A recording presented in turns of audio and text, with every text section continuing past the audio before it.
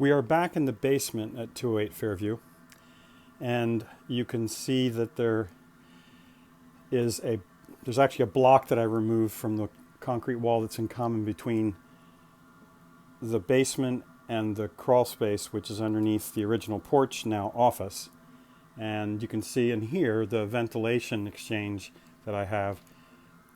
Just to orient you, there's the Santa Fe Advanced 100 dehumidifier that's servicing the entire basement space. And it's interesting because it has a remote sensor, so it actually is reading the temperature and relative humidity here, even though the unit's over there. It helps to make sure the dehumidifier is mixing the air. And you can see it's 77.6 degrees and about 59. I think the dehumidifier is set right now to 60%. So, but that dehumidifier is also dehumidifying the crawl space because of this ventilation system. So we talked about the basement foundation system. There's actually two more types of foundations in this home. One is the crawl space we're going to talk about now. The other is the pier foundation underneath the Sips Kitchen Addition. But I'll deal with the pier foundation when we get to the kitchen addition. So again, this crawl space has two common walls, this one and this one with the crawl space. And we're going to go take a look as we walk up the basement stairs to take a look at the crawl space from the outside. And you can see it starts right here. This is where the porch wall was, the knee wall was the concrete block. If you look real carefully right here, this block in particular, it's less eroded than the blocks around it. Well, the blocks around it are eroded because that right there is the valley with all the water dumping down here for 100 years. That block looks newer right there in that course because that's where the crawl space vent was. So that's a relatively new split-face concrete block that I patched in when we moved this from a vented crawl space to an unvented.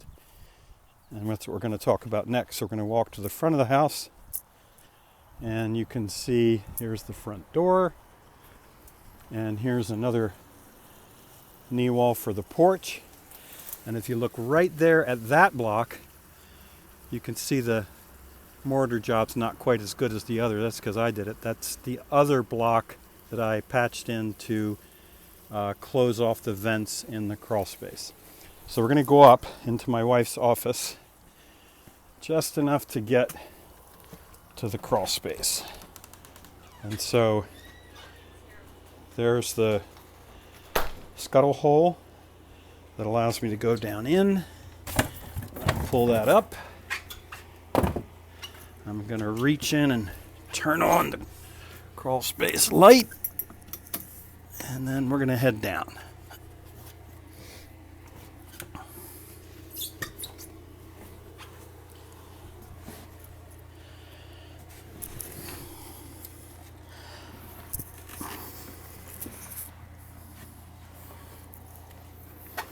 Okay.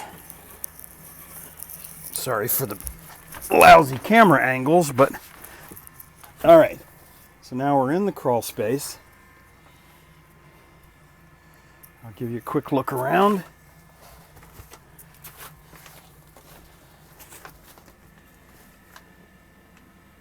So there we're looking at the wall that's in common between the basement and the crawl space where the ventilation fan is.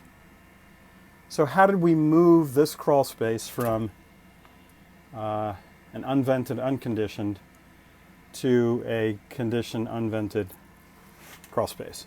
Well, of course, the first thing we did was put down actually 2 layers of 6 mil poly as a moisture barrier between the soil below.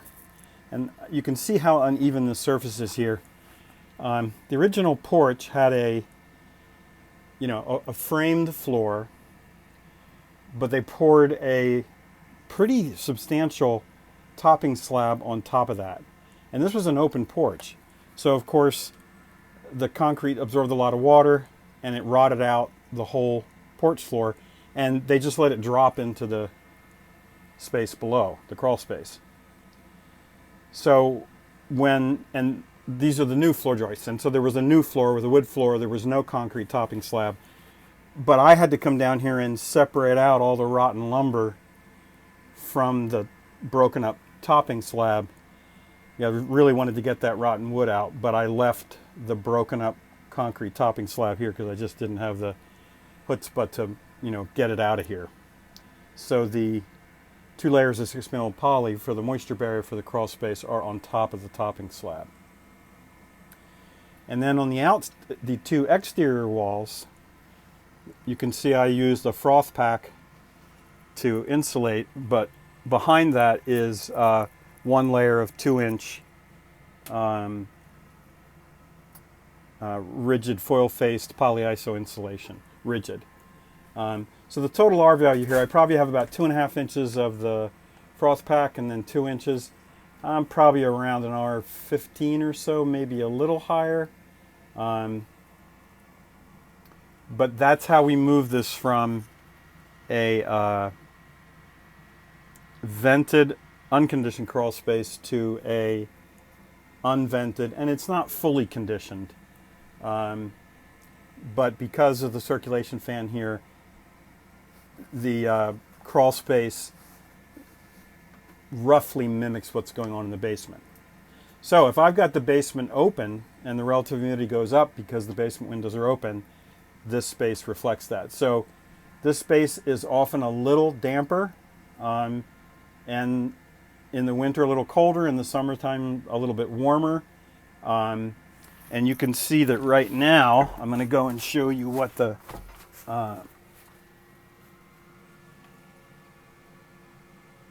the relative humidity is. So you can see it's about 74 degrees and 66 or 67 relative humidity. And that's in no small part because it's running a little drier than usual because the scuttle hole has been open, and the office above is air conditioned. So the relative humidity here runs in the upper 60s during the summer. And now what I want to do is show you what the moisture content of the floor joists are in the middle of the room here, and then compare it to what the moisture content percent by weight of the floor joists here in the middle of the crawl space, and compare it to the ends that are let into the concrete block, because that half wall concrete block for the original porch, that does get wet, and in part because it's not waterproof below grade, and this is the one portion of the building that has an eave.